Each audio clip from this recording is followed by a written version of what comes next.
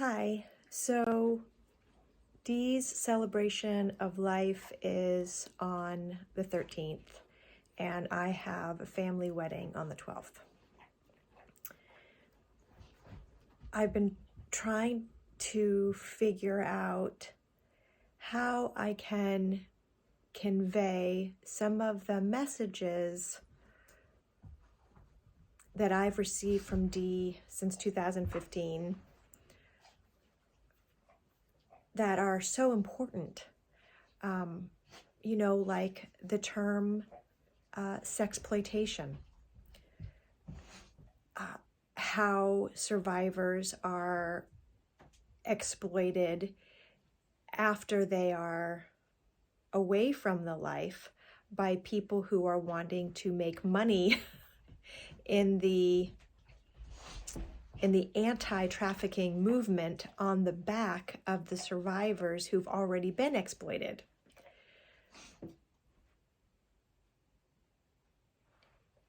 Dee and I would talk about how soon you should use a survivor.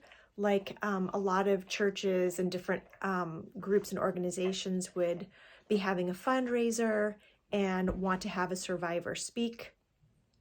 All different kinds of business groups, various groups would want a survivor to speak.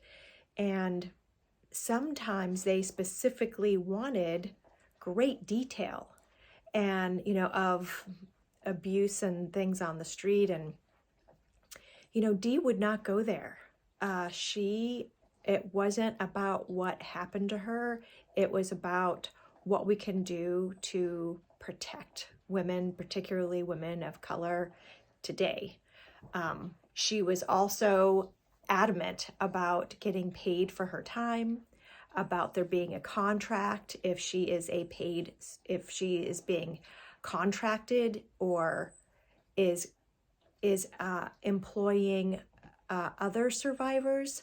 She would have a contract. They would be paid.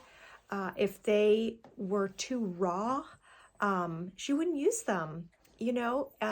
Sometimes you'd see survivors, on a podium who are clearly still using, clearly still wounded, clearly, just sharing all the gory details, very emotional, and being traumatized about, while they're talking about how they were traumatized. And Dee was adamant against that, and would say, Catherine, when you use survivors for PSAs, this is what the contract should look like. This is how much they should get paid.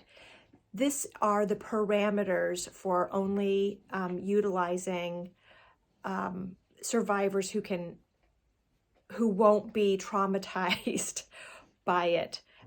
Here's how to navigate through telling your story without traumatizing the person telling it or the people listening to it, right? She was just a class act and had a standard that was appropriate. That was an appropriate. When I first met Dee, she was really active with a South Portland police officer, and the two of them, the services that were available, like today, aren't what we wish they were, what they should be, what they could be, what they will be. It was 9 to 5. And if you had a survivor who was in need other than Monday through Friday, 9 to 5, you were SOL. But not if Dee and Steve were around. If Dee and Steve were around, they would, put them up in hotels. They would drive them to 12-step meetings. They would take them to the store and get them whatever they needed. Like, she wasn't just talk. She showed up at 2 a.m, at 4 a.m. She was right there on the track talking to the girls, patient, just patient. The patience of Job, God love her. and still knew how to shake it up and have fun. Right? Love her. So, Dee was working with the girls not only on the track and then after they had been off the street for a period of time and really helping them, but also on, boots on the ground working with the legal stuff. And again, that takes massive patience. We would spend, hours and hours and hours at the state house to testify. Please don't call it sex work. It's not, it's exploitation, and prostitution should not be legalized. But she knew all of, trying to get her bills pushed through, to have prostitution removed from their, and whatever crime they committed while under the influence of a pimp, expunged from their record, always thinking about how to best serve those women so that they have the opportunity to step away, to do their healing work and thrive. Just amazing, just amazing. And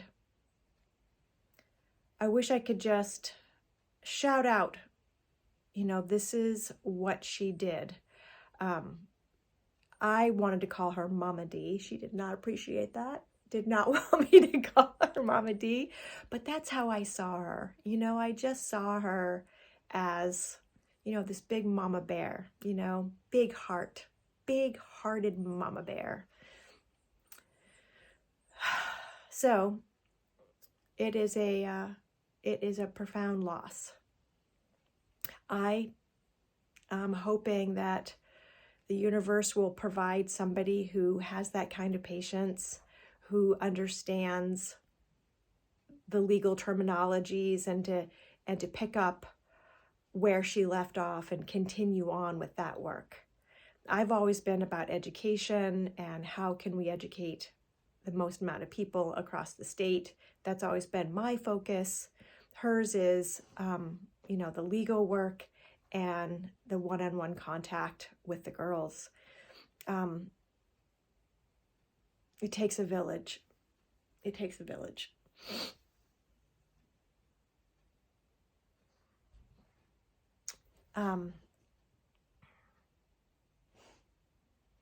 Like you, I've been grieving all week.